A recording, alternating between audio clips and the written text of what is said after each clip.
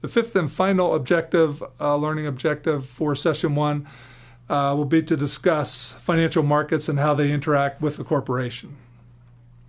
In this diagram, you see, starting with a firm issues securities. And as we said earlier, when we talk about securities, we're talking about stocks and bonds. So when the firm issues stock, they sell a portion of the company, and in return, they get some cash. When they issue a bond is an interest-only loan.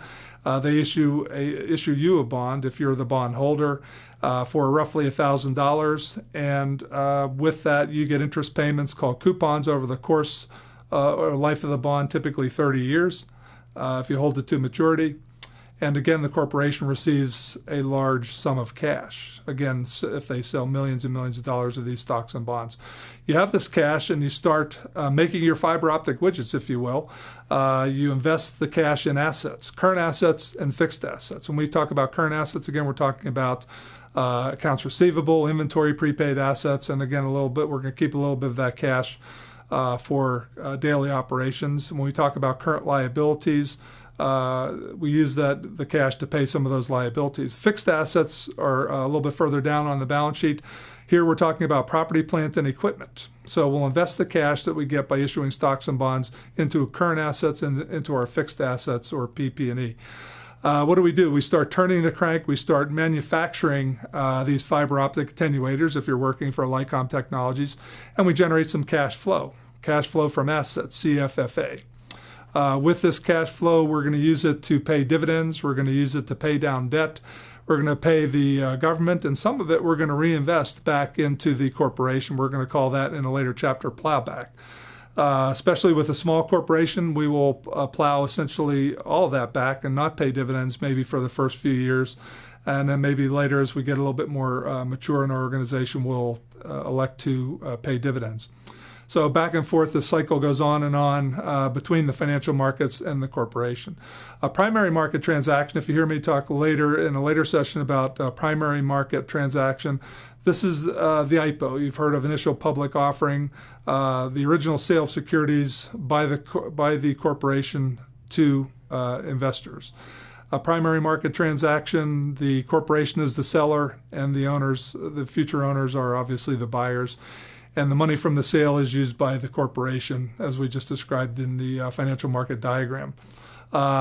Two types of primary market transactions: a public offering where stock is sold, security stocks or bonds are sold right to the public. Debt or equity must be registered with the SEC in a public offering, and it can be fairly expensive, especially on the stock side. If you have an underwriting investment bank, you may pay them millions to do the underwriting of your first initial public offering of stock, say.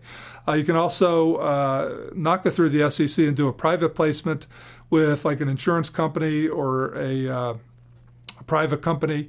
And in this case, you do not have to register with the SEC, avoids regulatory requirements and the expensive cost of the public offering. Secondary markets are where you and I play. We play in the financial markets on a secondary basis. These are markets where securities are bought and sold to the public after the IPO or after the original sale. Secondary market owners sell to one another. The corporation is not directly involved. And we work through the NASDAQ and the NYSE are the key markets where we play on the secondary market in the United States. The NASDAQ is a dealer market. They trade over the counter. There's no physical location.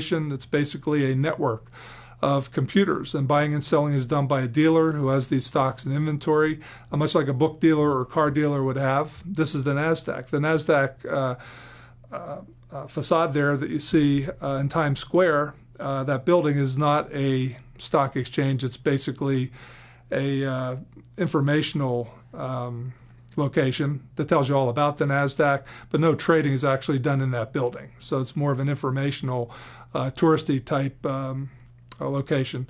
The market itself is an interconnected computer network.